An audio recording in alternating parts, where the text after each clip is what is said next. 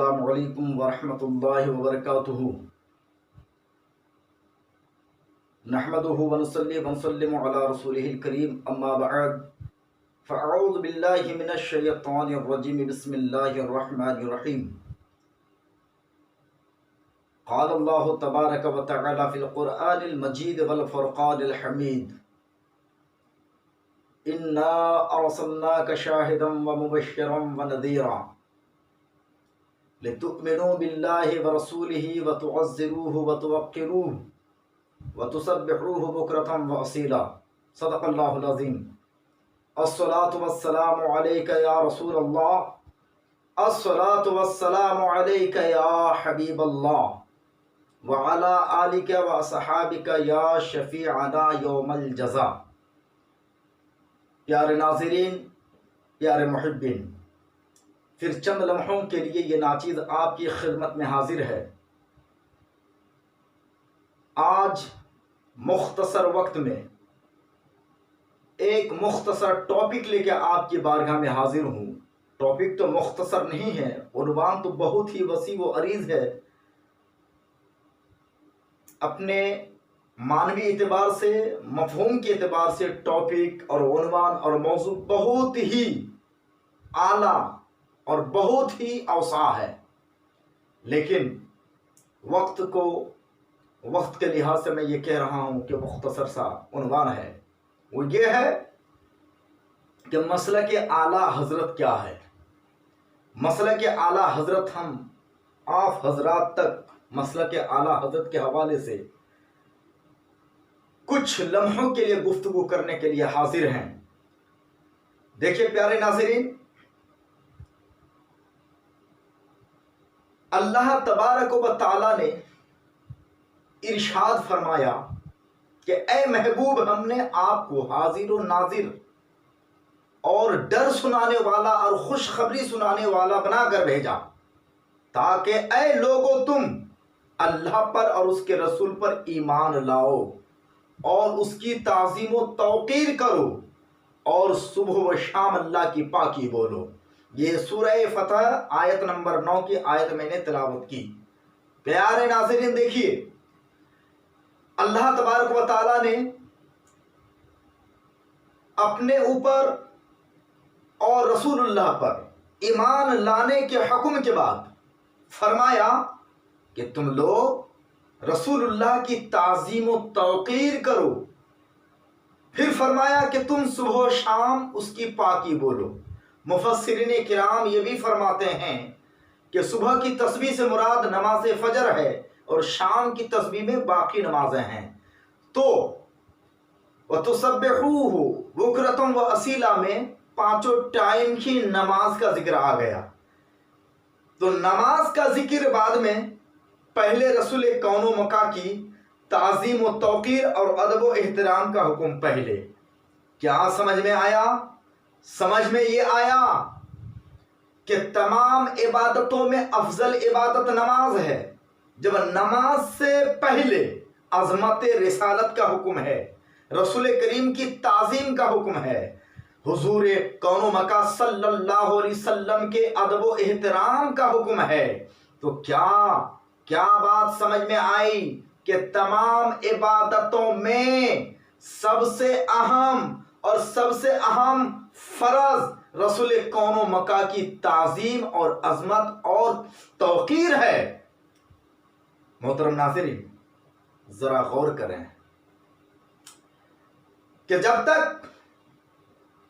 تک مسلمان، چاہے وہ حاجی ہو، غازی ہو، مفتی ہو، چاہے وہ کچھ بھی ہو، نمازی ہو، متقی پرہیزگار ہو، علامہ وقت ہو، محدث ہو، مبلغ اسلام ہو، مبلغ اعظم ہو، چاہے وہ کسی بھی درجے کا فائق اور فائز المرام آدمی کیوں نہ ہو، لیکن ناظرین، تمام عبادتوں کی جان اور روح عبادت عظمت رسالت ہے اور ادب و احترام مصطفیٰ ہے۔ پیارے ناظرین دیکھیے، امت مسلمہ کو دو خانوں میں بانٹ دیا گیا۔ ایک کیا؟ کہ کچھ لوگ وہ ہیں جو عظمت رسالت کے ڈنکے بجاتے ہیں، محبت رسول کی بات کرتے ہیں، اور کچھ لوگ وہ ہیں جو تعلیمات رسول پر اکتفا کرنے کی بات کرتے ہیں۔ مگر پیارے ناظرین سنیے، واضح رہے، آج اگر پوری دنیا کے مسلمانوں کو، کائنات کے تمام امت مسلمہ کو اگر ایک پلیٹ فارم پر جمع کرنا چاہتے ہو تو اس کا علاج قرآن نے بتایا اور اس کی وضاحت امام اہل سنت نے کی۔ سنیے قرآن نے کیا کہا کہ مصطفیٰ جان رحمت صلی اللہ علیہ وسلم کی تعظیم و توقیر کرو، پھر بعد میں ہوا کہ صبح شام پاکی بولو، یعنی پانچوں ٹائم کی نماز پڑھو جو افضل العبادات ہے۔ کیا مطلب؟ کہ عبادت سے پہلے عظمت رسالت کی پاسداری ضروری ہے، محبت رسول میں ڈوبنا ضروری ہے، عظمت رسالت کا پاس و لحاظ ضروری ہے۔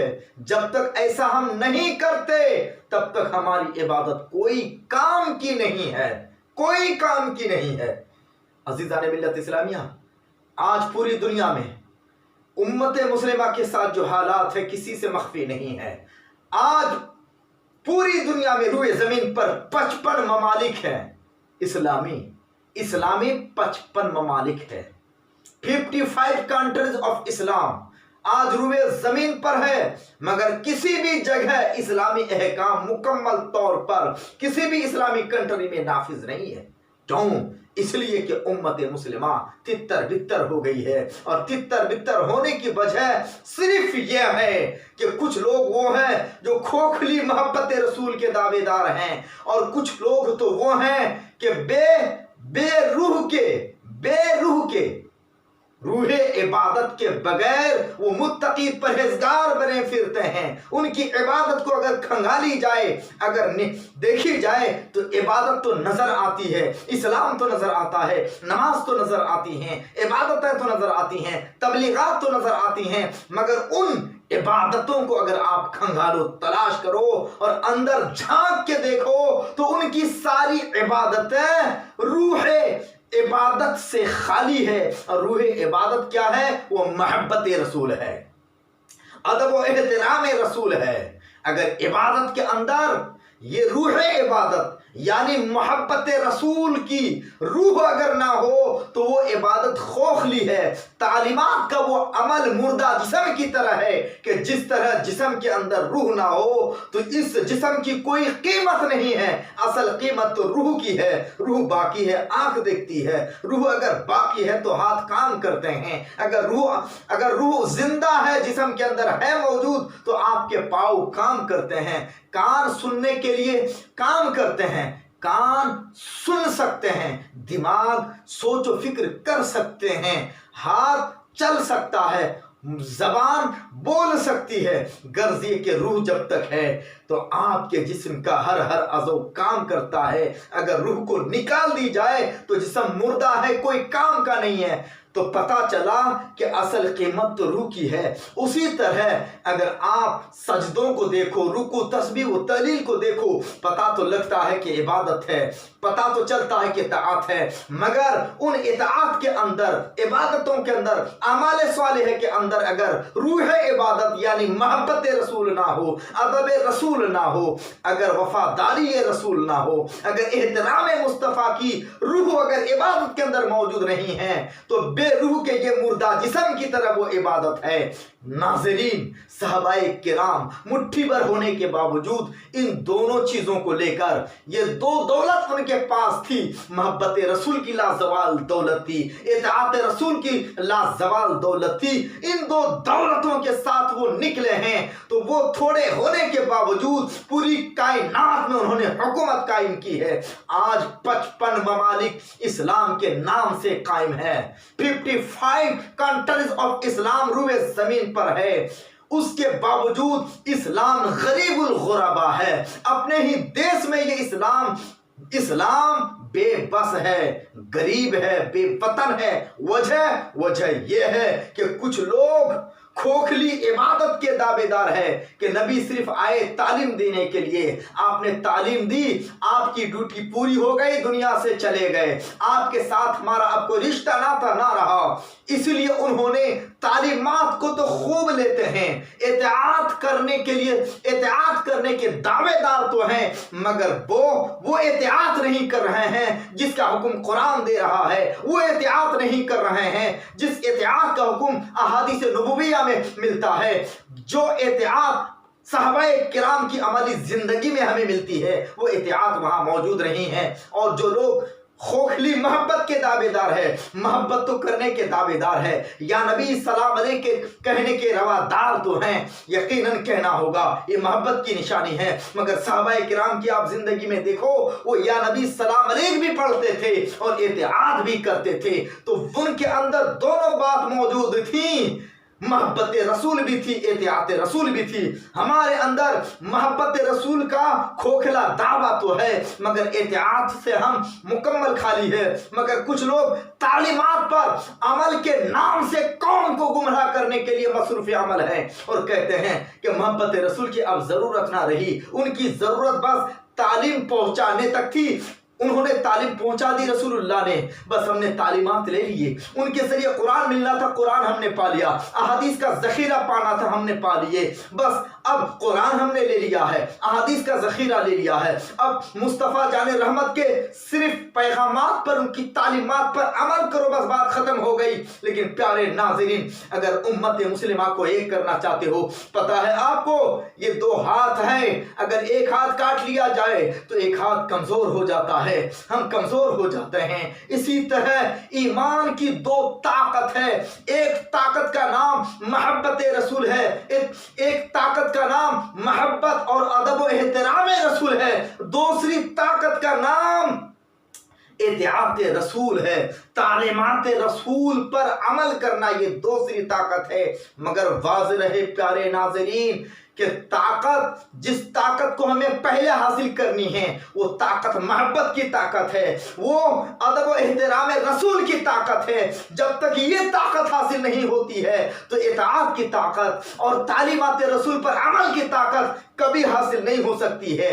अगर होगी भी तो वो दिखावे की होगी, वो काम की ना होगी। अगर पूरी दुनिया के मुसलमानों को एक प्लेटफार्म पर जमा करना चाहते हो तो फिर मुसलमानों के सीनों को मोहब्बत रसूल से भर दो, अदब व एहतराम रसूल की लाजवाल दौलत सीनों में डाल दो और फिर इत्तेआत में लगा दो। फिर जब उम्मत मुस्लिमा मोहब्बत रसूल में डूबकर, रसूल पाक को जिंदा समझकर, हाजिर और नाजिर मान करके, क़यामत में शफाअत करने वाला मान करके, उस नबी को जिंदा मान करके, और फिर उस रसूल पाक सल्लल्लाहु अलैहि वसल्लम से हमेशा मोहब्बत करना जरूरी है, ये अकीदा ले करके, और फिर उस नबी की शान में कहीं कोई अगर खिलाफ करता हो, कोई गुस्ताखी करता हो, कोई बेअदबी करता हो, चाहे तहरीरन हो, चाहे तकरीरन हो, चाहे अमलन हो, जिस शक्ल में भी, जिस सूरत में भी नबी पाक सल्लल्लाहु अलैहि वसल्लम की नाफरमानी, गुस्ताखी, बेअदबी कोई कर रहा हो, तो फिर उसके खिलाफ कोई मुस्लिम, किसी भी मुसलमान की आवाज चुप नहीं होनी चाहिए, बल्कि ताकत भर, इस्तिताअत भर मोहब्बत रसूल को महफूज करने के लिए, रसूल पाक सल्लल्लाहु अलैहि वसल्लम के अदब व एहतराम का पासो लिहाज करते हुए जब हम अज़मत रिसालत को, नामोस रिसालत को, मोहब्बत रिसालत को बचाने के लिए जब हम निकल पड़ेंगे तो हमारे साथ दो कुव्वतें होंगी, एक मोहब्बत रसूल की कुव्वत होगी, एक तालीमात रसूल पर अमल की ताकत होगी। यही वो दो ताकतें हैं कि इन दो ताकतों के जरिए से पूरी दुनिया पर इस्लाम को गालिब किया जा सकता है। यही वो दो ताकतें थी, दो कुव्वतें थी कि इन्हीं दो कुव्वतों के जरिए से सहाबाए किराम रिदवानुल्लाहि ताला अलैहिम अजमाइन ने रूए जमीन पर हुकूमत कायम की और इस्लामी निजाम को नाफिज किया। प्यारे नाज़रीन, सुनो सुनो, यहूदियों ने हमला किया इस्लामी तालीमात पर, मगर कुछ लोग वो हैं जो मुसलमान होकर के मुसलमानों की इबादतों से, रूह इबादत, मोहब्बत रसूल اور ادب و احترام رسول کو نکالنے کا کام کیا تو باہر کے دشمن یہود و نصارا اور ساری ملت کفرا ہے، اور اندر کا دشمن وہ ہیں جو محبت رسول کو نکالنے کا کام کر رہے ہیں۔ ان دونوں دشمنوں نے اسلام کو خوخلا کر دیا، روح عبادت کو نکال کر کے خوخلی عبادت دے دی، اور پھر پورے روح زمین پر 55 کنٹریز آف اسلام ہونے کے باوجود آج مسلمانوں کے حالات ابتر ہے، مسلمان قسم پرسی کے عالم میں ہے۔ لہذا اعلیٰ حضرت پیغام دیتے ہیں اور یہ کہتے ہیں، کیا کہتے ہیں کہ ثابت ہوا کہ جملہ فرائض فرو ہیں، اصل الوصول بندگی استاجور کی ہے، وہ استاجور کی ہے۔ جب تک کہ تم مکمل طور پر ظاہر و باطن کے طور پر جب تک تم مصطفیٰ جان رحمت کے مکمل غلام نہیں بن جاتے ہو، ان کا عاشق و محب نہیں بن جاتے ہو، تو تم خوخلی عبادت کو لے کر کے روئے زمین پر تم اسلامی احکام کو نافذ نہیں کر سکتے ہو۔ یہی مسلک اعلیٰ حضرت ہے، یہی پیغام اعلیٰ حضرت ہے، یہی نتیجہ عشق اعلیٰ حضرت ہے، یہی نتیجہ خدمات امام احمد رضا ہے۔ امام احمد رضا فرماتے ہیں کہ ذکر خدا جو ان سے جدا چاہو نجدیو، واللہ ذکر حق نہیں کنجی سقر کی ہے، بے ان کے واسطہ کہ خدا کچھ عطا کرے، ہاشا غلط یہ حوث بے بسر کی ہے۔ ظاہر میں میرے پھول حقیقت میں میرے نخل، ظاہر میں میرے پھول حقیقت میں میری نخل، اس گل کی یاد میں یہ صدا بل بشر کی ہے۔ پہلے ہو ان کی یاد کے پائے جلا نماز، پہلے ہو ان کی یاد، مصطفیٰ کی یاد، محمد عربی صلی اللہ علیہ وسلم کی یاد، پہلے ہو ان کی یاد کہ پائے جلا نماز، یہ کہتی ہے اذان جو پچھلے پہر کی ہے۔ ثابت ہوا کہ جملہ فرائض فرو ہیں، اصل الوصول بندگی استاجور کی ہے۔ اسی کا نام مسلک اعلیٰ حضرت ہے، اسی کا نام مسلک اعلیٰ حضرت ہے، اسی کا نام مسلک اعلیٰ حضرت ہے۔ یہی مسلک تلاش کرو گے تو آپ کو قرآن کے اوراق میں ملے گا، یہی مسلک ڈھونڈو گے تلاش کرو گے تو ذخیرہ احادیث کے اندر آپ کو ملے گا، یہی مسلک اعلیٰ حضرت تلاش کرو گے تو آپ کو ائمہ مجتہدین میں ملے گا، یہی آپ مسلک اعلیٰ حضرت تلاش کرو گے تو صحابہ کی عملی زندگی میں آپ کو ملے گا۔ غرض یہ کہ مسلک اعلیٰ حضرت کوئی نیا مسلک نہیں ہے، چونکہ آپ نے اپنے دور میں اسلام کو دوبارہ اثر نو نہیں بلکہ دوبارہ زندگی عطا کی ہے۔ سنتیں مٹ رہی تھی، سنتوں کے ساتھ مذاق کیا جا رہا تھا اور لوگوں کے سینوں سے محبت رسول کی دولت نکالی جا رہی تھی اور ایمان کا مفہوم غلط بتایا جا رہا تھا، تو پھر اعلیٰ حضرت نے کمر بستہ ہو کر کے مسلک کو بتایا، اور اسی مسلک کو بتایا جس مسلک کو لے کر کے صحابہ نکلے اور پوری دنیا کے حاکم بن گئے، ائمہ مجتہدین اسی مسلک کو لے کر کے ائمہ مجتہدین بن گئے، محدثین بن گئے۔ اسی کو دوبارہ اعلیٰ حضرت نے امت مسلمہ کو یاد دلایا، اسی کا نام مسلک اعلیٰ حضرت ہے، اس لیے آپ مجدد اعظم ہیں۔ اللہ تبارک و تعالی ہمیں مجدد اعظم اعلیٰ حضرت رضی اللہ تعالی عنہ کے مسلک کو سمجھنے اور سمجھ کر اسی کے مطابق چلنے اور عمل کرنے کی توفیق عطا فرمائے۔ استغفر اللہ ربی من کل ذنب و اتوب الیہ۔